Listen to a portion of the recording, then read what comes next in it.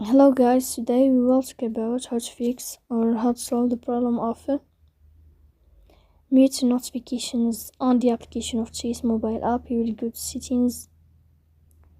In this page you will go to apps, default apps, app settings. On above you will search about Chase mobile and you will click here. Then in this page of app info you will click on first stop and you will click OK.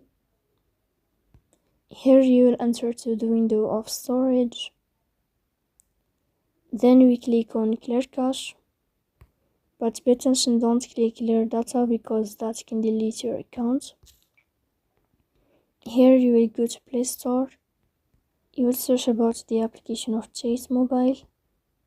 If you find updates here, then you can click to update your app, so please don't forget to support us by like and subscribe.